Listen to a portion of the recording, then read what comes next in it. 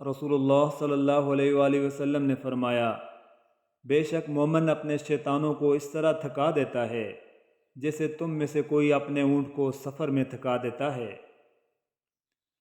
رسول اللہ صلی اللہ علیہ وآلہ وسلم نے فرمایا، جنت میں ایسے لوگ داخل ہوں گے جن کے دل چڑیوں جیسے ہوں گے، یعنی چڑیوں کی طرح ان کے دل نرم ہوں گے۔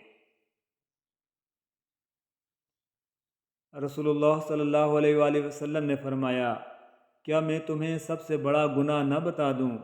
عرض کیا گیا، ضرور بتائیے یا رسول اللہ۔ آپ صلی اللہ علیہ وآلہ وسلم نے فرمایا کہ اللہ کے ساتھ شرک کرنا اور والدین کی نافرمانی کرنا۔ جو بچے سے یوں کہے کہ ادھر آؤ یہ لے لو اور پھر اسے کچھ نہ دے تو یہ بھی جھوٹ میں شمار ہوگا۔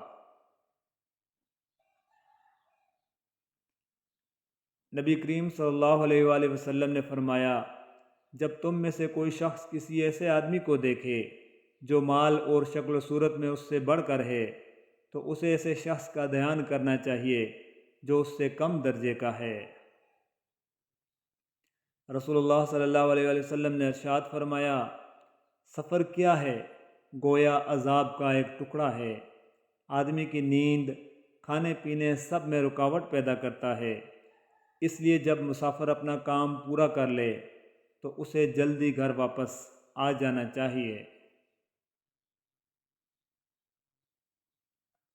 لوگوں کے عیبوں سے اس طرح غافل ہو جاؤ جس طرح تم سوتے وقت دنیا سے غافل ہو جاتے ہو۔ رسول اللہ صلی اللہ علیہ وآلہ وسلم نے ارشاد فرمایا، کھاؤ، صدقہ کرو اور پہنو، لیکن اسراف، فضول خرچی اور غرور سے بچو۔ رسول اللہ صلی اللہ علیہ وآلہ وسلم نے ارشاد فرمایا کہ ایک شخص نے ایک کتے کو دیکھا جو پیاس کی وجہ سے گیلی مٹی کھا رہا تھا، تو اس شخص نے اپنا موزہ لیا اور اس سے پانی بھر کر پلانے لگا، حتیٰ کہ اس کو خوب سیراب کر دیا۔ اللہ نے اس شخص کے اس کام کی قدر کی اور اسے جنت میں داخل کر دیا۔ غریبوں کی ہائے اور فارغ لوگوں کی رائے کبھی نہیں لینی چاہیے۔ انسان مضبوط اتنا ہے کہ پہاڑوں کا سینہ چیر دے اور کمزور اتنا کہ لفظوں اور لہجوں میں ٹوٹ جاتا ہے۔ جو عبرت سے بھی نہ سمجھے، دلائل بھی نہ مانے، تو قیامت خود بتائے گی قیامت کیوں ضروری تھی۔ بھولتا تو کوئی نہیں، بس یاد کرنے کے بہانے ختم ہو جاتے ہیں۔ ہم وہ لوگ ہیں جو سوچ بدلنا چاہتے ہیں مگر دوسروں کی۔ ہر شخص یہ ثابت کرنے میں مصروف ہے کہ میں تم سے بہتر ہوں۔